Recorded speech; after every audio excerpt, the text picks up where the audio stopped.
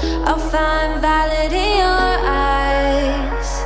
You'll always be my night sky. Hello friends, my name is Dara and welcome to another book haul. This one is a little bit different though because as you can tell from the title, these are all the books that I got at my thrift store. And there's a lot. They have, I don't know if it's all the time, but the one time I've been to the thrift store here, it was, hey, fill a box for $5. So, I mean, I wouldn't say I got anything I don't want to read, but the point is the box was so big I actually couldn't completely fill it. But yeah, I'm gonna show you guys what I got. All right, so first I wanted to start just real quick and showing the books I got for Claire. She was with me when I went, so she picked out a couple of kids books. We've got Junie B's Essential Survival Guide to School, The Dork Diaries, and Help, I'm Trapped in Obedience School. So I thought those were cute. I just let her pick out a couple of books as well. Then I also got a few nonfiction. So I got the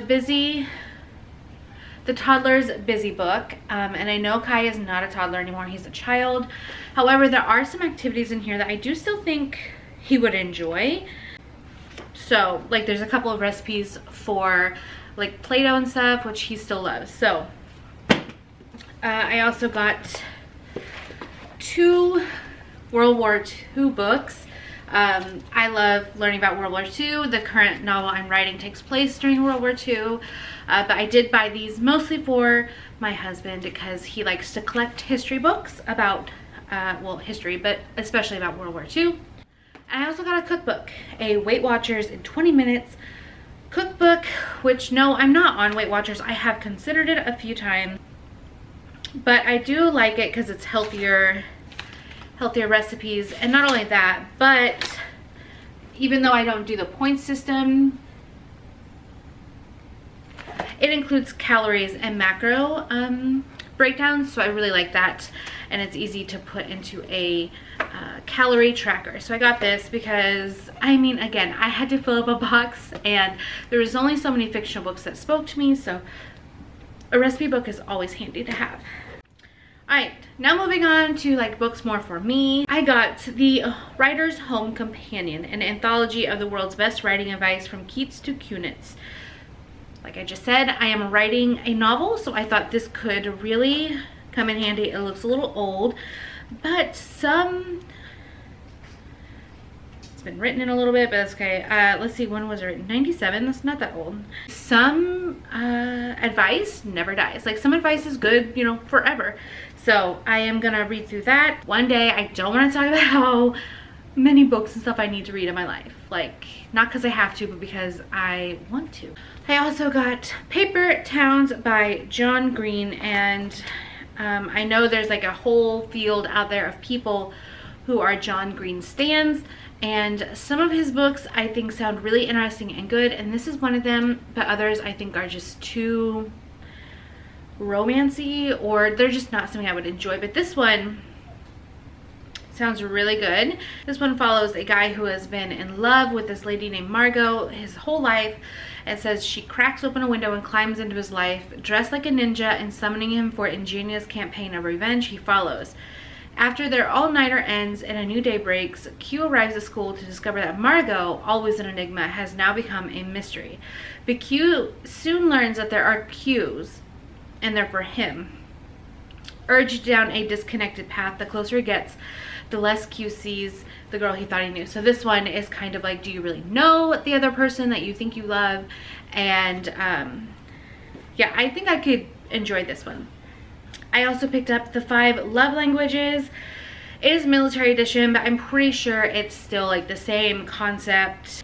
I mean, and our marriage is fine, but I do think that reading anything and encouraging self-awareness and like discovery is good, especially as individuals, but it really can go a long way as a couple too. So I've wanted The 5 Love Languages for a long time, and now I have it, albeit in a military edition, but again, a $5 box of books, so you can't always be picky.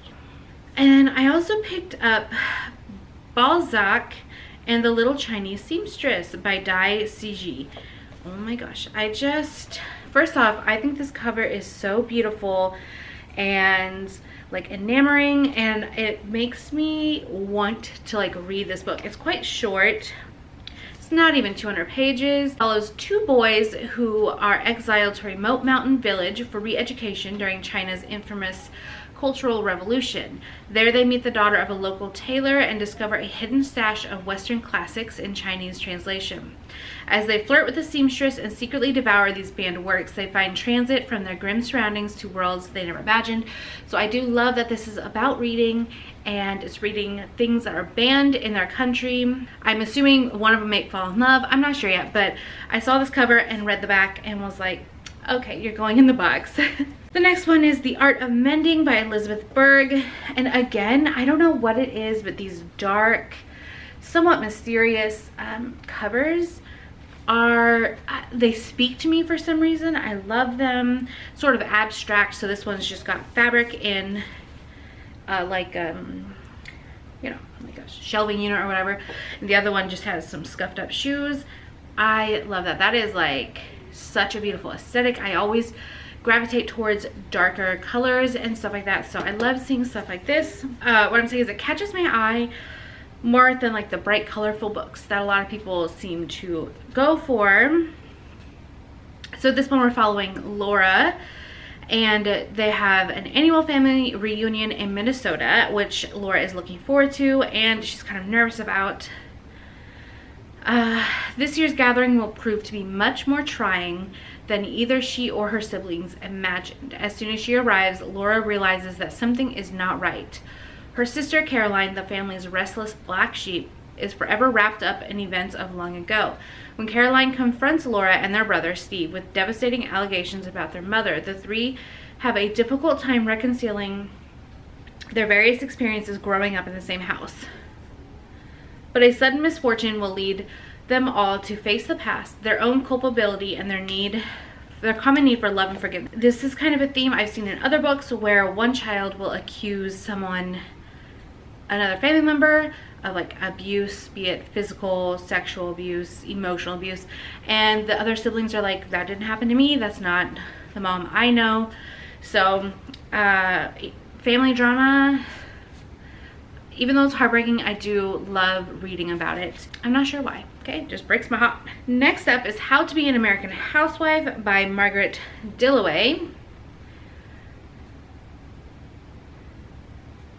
And this one is following a Japanese woman who gets married to an American soldier, and she leaves Japan with him to come back to America with her parents' blessing, her brother's scorn, and a gift from her betrothed, a book titled How to Be an American Housewife. As she crossed the ocean to America, Shoko also carried a secret that she wanted to keep her entire life. Half a century later, Shoko's plans to finally return to Japan and reconcile with her brother are derailed by illness. Instead, she sends her grown American daughter, Sue, a divorced single mother with a teenage daughter of her own. As Sue and Helena take in Japan with all its beauty and contradictions, they also discover another side to Shoko and return to America irrevocably touched and changed. At heart, a mother-daughter story, How to Be an American Housewife explores the intricacies of assimilation, the price of secrets, and the enduring healing power of familial love. I love this. Again, it's got like the family drama and secrets, and I also love a story where like you discover more of your family past, and this is also like a mother-daughter tale, and I love that. I love books like that. Honestly, I have a daughter, and this just makes my heart happy, and I have a feeling it's gonna be heartbreaking. Yeah, so I am excited to pick this up. And it looks brand new, like literally, I don't even know if it's ever been read. The spine is completely unbroken. And then I also found And Then Came You by Jennifer Weiner, who I have a few books of, and I really love her writing. And in this book, we are following Jules. She is a Princeton senior full of scholarship acquaintances instead of friends, and a family she's ashamed to invite to Parents Weekend. And she is thinking of donating her eggs, her actual reproductive eggs, and hoping that will give her money so she can save her father from addiction. And then another character, Annie Barrow, married her high school sweetheart and became the mother to 2 boys. After years of staying at home and struggling to support 4 people on her husband's salary, she thinks she's found a way to recover a sense of purpose and bring in some extra cash. India Bishop, 38, really 43, has changed everything about herself: her name, her face, her past. In New York City, she falls for a wealthy older man, Marcus Croft, and decides a baby will ensure a happy ending. When her attempts at pregnancy fail, she turns to technology and Annie and Jules to help her dreams come true. But each of their plans is thrown into disarray when Marcus's daughter, Bettina, intent on protecting her father, becomes convinced that his new wife is not what she seems.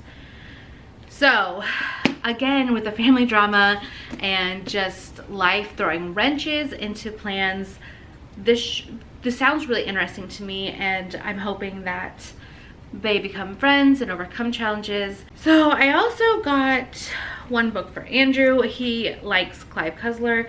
I got him The Rising Sea. I don't even know what it's about. I just grabbed it because he likes his writing a lot.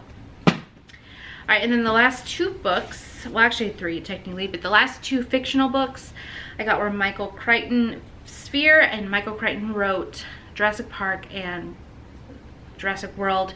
I loved those books. Oh my gosh, they were so good. And I actually know what this one's about, and I'm not going to look into it any further because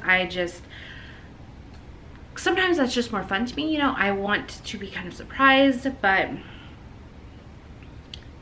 I'm gonna go into his sci-fi pretty blind, but he does write really incredible sci-fi, sometimes really science heavy, but he explains it in a way that doesn't make you feel stupid or anything, like you are just learning along with him, and it's really interesting. So I am excited to try this one. And this, the cover was quite not attractive to me, but I got The Summoner by Gail Z. Martin. This is book 1 of the Chronicles of the Necromancer. Okay, Necromancer is really cool. I know I don't read a lot of books about it, but the thought of bringing the dead alive is really fascinating for from a book standpoint, not real life, because that's actually terrifying. But also it says book 1. I love reading series, so I'm gonna give this one a go. So there's a prince who he murders their father and seizes the throne, and his brother is forced to flee with only a handful of loyal colleagues to support him. But if the living are arrayed against him, Matrix must learn to harness his burgeoning magical powers to call in a different set of allies, the ranks of the dead. So again, with a family drama, but this time royalty is thrown in. So yeah, a brother kills his father. And now look at the cover, you can kind of see it. I think that's the one who kills his father, maybe. Overthrows the king and takes his place. And then his brother's forced to flee. So he has this talent of bringing people back from the dead, and that's going to be his new army. So it is a pretty big book, but I think it'll be interesting when I eventually get to it. The last book I want to show you I thought was super fun find. It's called The Complete Book of Astrology, and it's exactly what it sounds like. It's a book about all of the astrological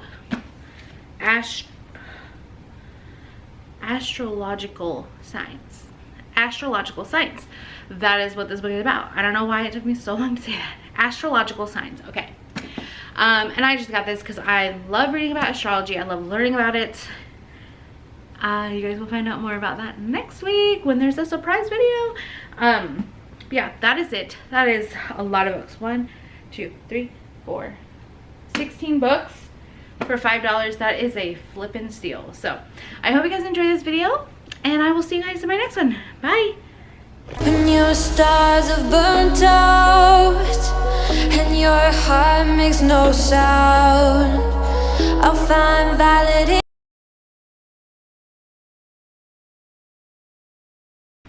Holy moly. My hair is trying to eat the books.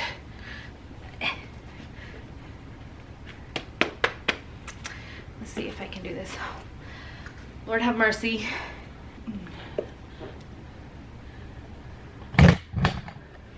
So let's try it like this.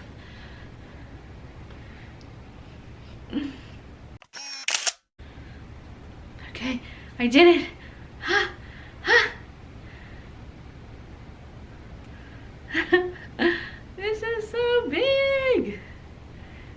Oh gosh, thumbnail, come on baby.